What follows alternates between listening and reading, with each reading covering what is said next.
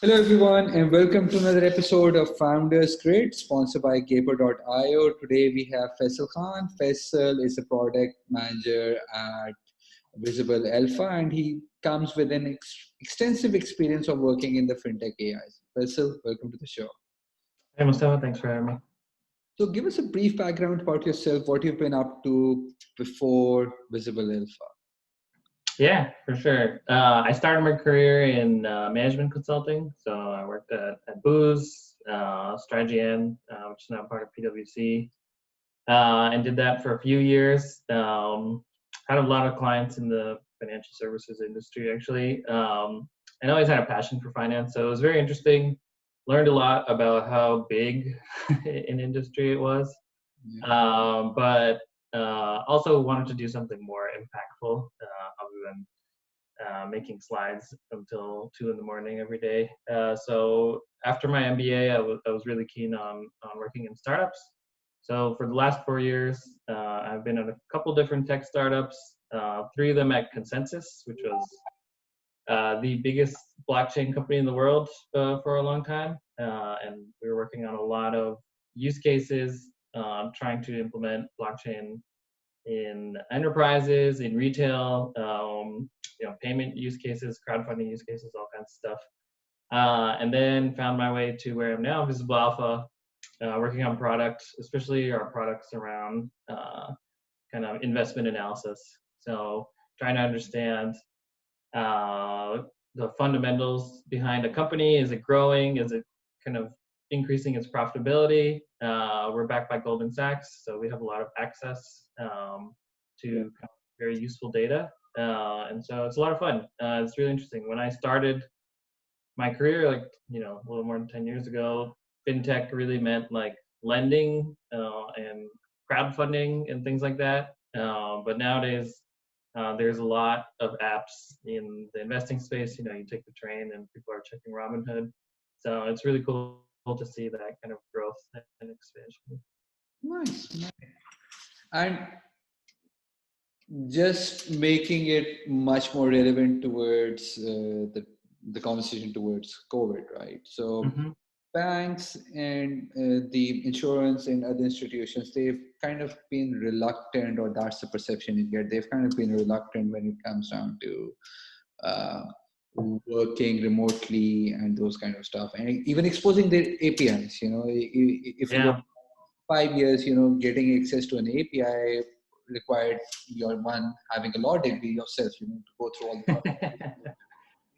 So, do you think the mindset has evolved just because of COVID, or has it been evolving prior to that? And how do you, then we'll go towards blockchain? So my experience with banks, and honestly, very large corporations in general, but banks especially because they're so heavily regulated, they don't change unless they have to. And so I think the pandemic has been a great example for that. What was funny enough, when I was at Consensus, we were a remote first company, so maybe a little ahead of the curve there. And we were, it takes a little getting used to, but we found incredibly productive. And a big part of it was just the difficulty in finding engineering talent that knew about blockchain and understood what it was. And so we really had to go. We literally had engineers in the jungles of Nicaragua because we had to go anywhere we could find people who had these skill sets. Trying to hire 1,000 engineers is hard enough, and if you want to hire 1,000 who knew about blockchain, it was incredibly challenging. So I think it's great that in general people are more opening up to remote work. I think the banks, like I was saying, they're being forced to now, and I imagine it'll still be pretty slow. There's still a lot of concern about information leakage, or gathering, like making sure people are compliant with all the rules and things like that. But we're definitely not going to go back to where we were. And it's funny because on one hand, they're very averse to to having remote workers. At the same time, most banks have massive teams in India, Yeah. And so they've been doing remote work for a long time, but for some reason it was just compartmentalized to this kind of small. But do you think, in your opinion, in regards to with the adaptability towards remote work, the use cases for the blockchain are going to increase significantly then? The blockchain. So the reason I left the blockchain space was partly related to what I was saying. So much of finance is so heavily regulated. Yeah. Uh, if you want to raise funds, you have to comply. Either everyone has to be accredited, which means they have over $1 million in assets, or you have to register with the SEC, which could take very long time. And so to me, it was very clear this was not like a 1 or 2 year story. It was like a 5 or 10 year story. Um, so we'll see how that happens, but it is interesting watching the space evolve. I would compare it to kind of like dial-up internet in the 90s. Like it took a long time for the internet to kind of be fully fleshed out, but once it was, it really did achieve a lot. Got it. Interesting. So, in regards to, and how do you see the fintech space, the one? So, can you tell us a bit more about the current work that you're doing? Then we'll build up a conversation more. Sorry, I couldn't hear the last word. What about the fintech space? So, can you tell us a bit about what you're doing at Alpha right now? So, what is the product doing, and how is it evolving? Right. So we basically process data from investment brokers. So Goldman Sachs, Bank of America, all the large investment brokers, they put out a lot of investment research on every company that you've heard of and a lot that you haven't heard of. So what we do is we take all of their research, we pull in all the numbers, and we basically essentially turn it into a database. And then provide that access to investors. So it's really useful for them because whereas from Bloomberg and FactSet, which are, you can call them almost like the original fintechs because they were really the first financial technology, what you can get is kind of the standard information like revenue, net income, the stuff that the SEC requires that every company disclose. But we can get to much more granular level of detail. Whether that's how many cars might come off the lot at Tesla next year, or how many iPhones does the Wall Street thing Apple's going to sell. So it's pretty detailed information, and it's hugely useful to a huge number of people. All right. So, I was going through your profile and it said, I really like the punchline. When I was a kid, I wanted to be a sci-fi novel. Now I work on strategy for tech companies. I guess it's the closest I could get. Yeah. Why limit yourself, Faisal?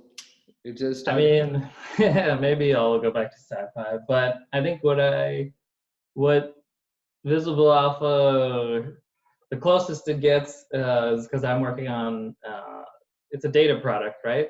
And we're seeing a lot of that.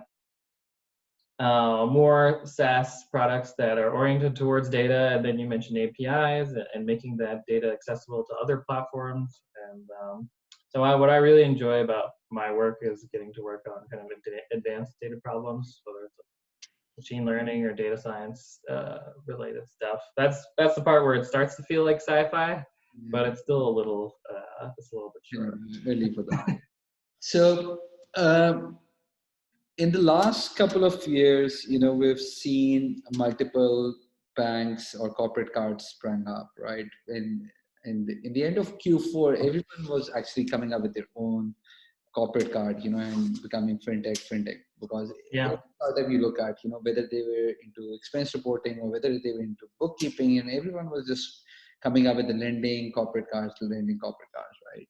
So I just started having these discussions with a few friends of mine. How far are we? So get the thought out, then I just want your opinion on it.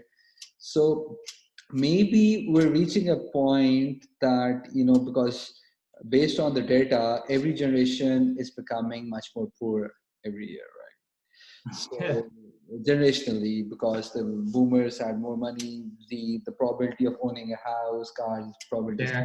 The world is transitioning towards a universal basic income, is what some are talking about, right?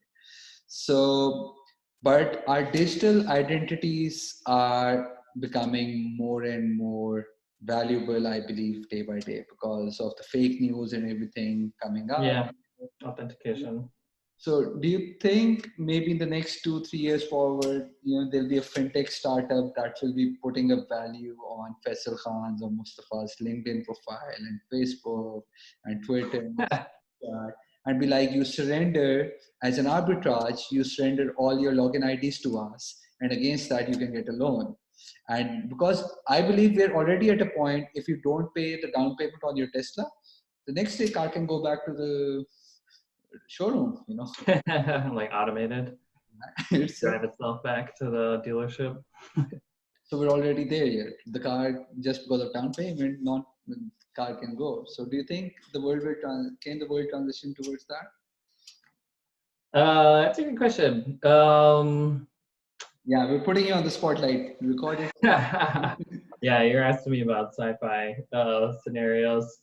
I I'm sure someone will try, but ultimately, what I've found is that people are kind of lazy, and they're gonna adopt the technology that's the easiest for them to use. If there's a way, even if there's a way to make money off your profile or your information, you'd be surprised. I would bet people would be kind of too lazy to go about it, and they're much more likely to keep going for free products like Facebook and LinkedIn and all that kind of stuff. But, okay. Okay, so it's a maybe. So it's neither a yes or a no, it's a maybe answer. We'll see. I mean, I'm very cynical about the future of digital identity because a lot of it hinges on the legal ramifications and privacy laws. And if you ever watch a U.S. Senate hearing, these are people who you can barely use an iPhone. So I don't have a lot of faith in their ability to write regulation that makes sense or can fit all the possibilities that software can do today. And just as a moonshot, what would be in the fintech space? Do you think what would be the next moonshot project or a disruptor, a real disruptor, not just because they're into finance and they build some tech around it, just like moonshot? What? That's a great question. I think there are a lot of different apps that you can use, whether it's the app for your Bank of America. There's Mint, which is like a great personal finance app. There's Robinhood for investing, but there's no like one-stop shop that can like manage your financial life. I would love an app that tells me that just looks at my incoming salary and how much where I live and just tells me you should be saving this much every month and basically did it for me. And maybe that is how I'll sell my data and bill make use of it somehow. I don't know. We'll see. But I think a lot of companies would like to do that. We'll see who actually is able to do it. Yeah, true. Faisal, thank you so much for being on the show, but my marketing team tells me I need to keep it within 12 to 30 minutes. So yeah, for sure. Thanks for having me. take care of yourself and stay safe. Good one.